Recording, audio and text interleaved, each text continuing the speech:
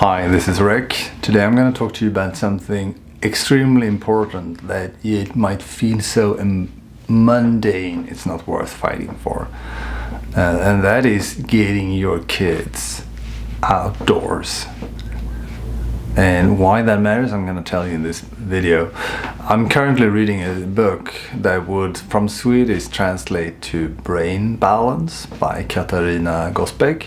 I think she's translated that to English, so do look that up. If I find it, I'll put a link to it in the show notes.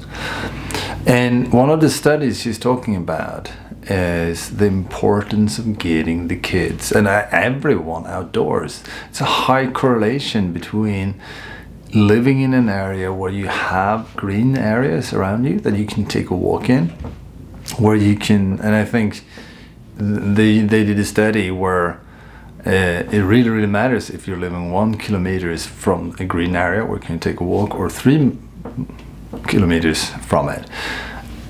A huge difference, like going from 45% to 21% with depressions and stuff like that. So the important thing to ask ourselves, how can you use that for your kid?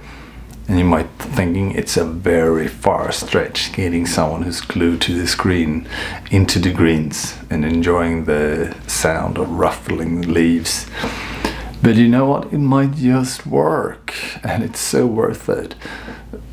I don't know exactly how that's going to work out, but one idea is, if you do live close to a green area, encourage them to take a walk with you. And during this walk, focus on their passion. I love the board game Munchkin, and there's a card there that says, locks the doors and tells you about his character or her character, I don't remember. Lose 2 levels. A lot of people really like talking about the game they're playing, or the character or avatar they're playing or something.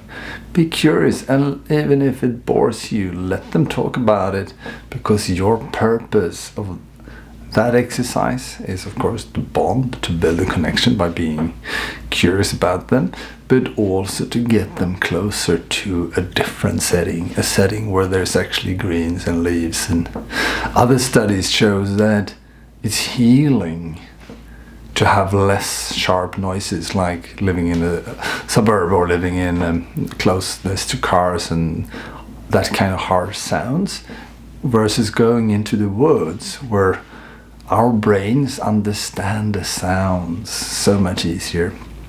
Might be worth it for you too if you're sitting in an office all day.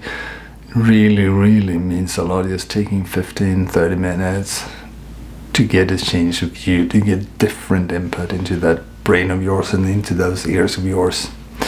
And if you can do that with your kid, it's worth focusing on their passion.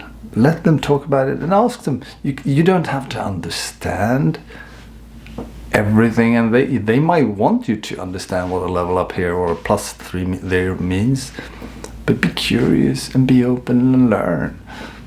Once again, your mission, if this were a game, would be to stretch them towards the park, towards the wood, towards whatever you have, to get the change of view, to get something different into that beautiful brains of them, and heal, rejuvenate, rest.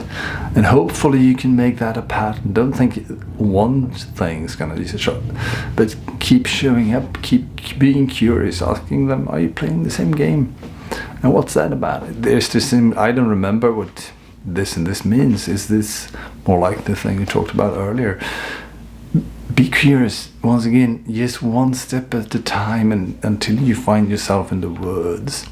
And to give you some encouragement, a friend of mine who's a scout leader, he tells me that every now and then they get a bunch of computer game players out there, usually in a batch or a group.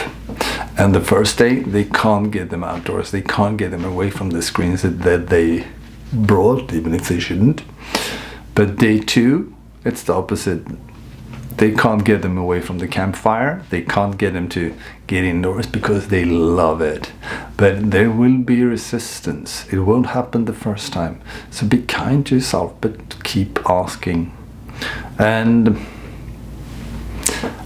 yeah, I'm not saying you shouldn't set healthy boundaries for how you encourage them. Don't give them there's a great quote by a friend of mine called Ron, is, and it refers to dating, but what you do to get them is what you'll have to do to keep them. Once again, don't use incentives that you don't want to make a habit of, but keep nudging. Getting outdoors matters so much more than you think. And one way could be to talk about it. Performance, what were you thinking right now? And how are you feeling? And how are you performing? Watch a game over their shoulders and look at it. Then go outside for 15-30 minutes and go at it again and help them see the difference in their gameplay. And you know what? It's exactly with your performance at the office as well.